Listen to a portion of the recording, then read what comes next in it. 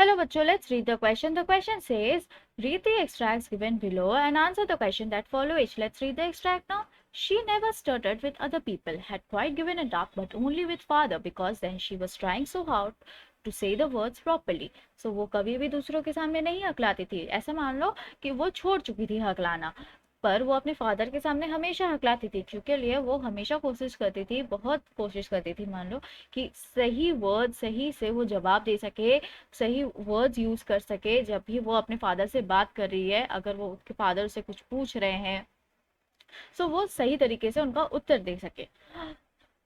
इस एक्सट्रैक्ट से जुड़े कोई भी क्वेश्चन का आंसर लिखते वक्त हम क्या की पॉइंट्स ध्यान में रखेंगे. सबसे पहला बात, Kezia was afraid of her father, so she started while speaking with him. Kezia बहुत डरती थी अपने फादर से, इसी वजह से वो हकलाती थी जब भी वो उनसे बात करती थी. Next point, she can not find the right word and phrases when speaking with her father to please him.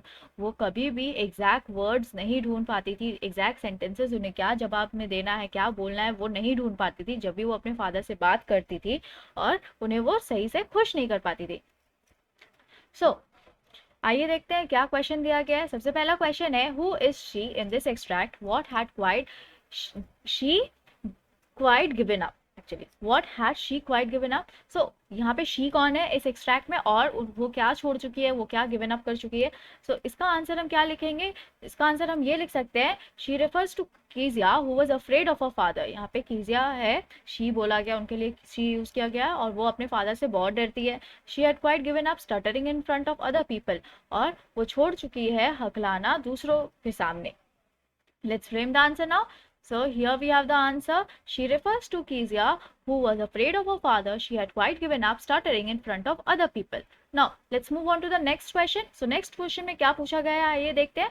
How did she speak in the presence of her father? वो किस तरह से बात करती थी जब उसके फादर के सामने वो मौजूद रहती थी, या फिर उसके फादर उनके सामने मौजूद होते थे. Why did she speak so differently before him? वो इतने अलग तरीके से क्यों बात करती थी अपने फादर के सामने. इस क्वेश्चन का आंसर हम क्या लिख सकते हैं, हम ये लिख सकते हैं, in the presence of her father Kezia stuttered while speaking and showed lack of confidence.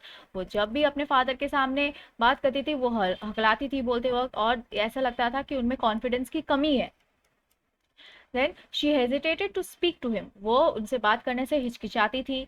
Whenever she had to talk, जब भी उन्हें बात करना होता था उनके फादर से, she would stutter and sound differently. वो अलग तरीके से बात करना स्टार्ट कर देती थी, वो हकलाने लगती थी. Due to her natural speech would be distracted, क्योंकि लिए उनकी जो नेचुरली जो बोलने का तरीका होता था ना, वो मान लो कि ऑब्स्ट्रक्टेड, उनमें दिक्कत आ रही है, वो कांप रहे हैं, क्विवरिंग हो रहे हैं, शेक हो रही है उनकी आवाज, मान लो.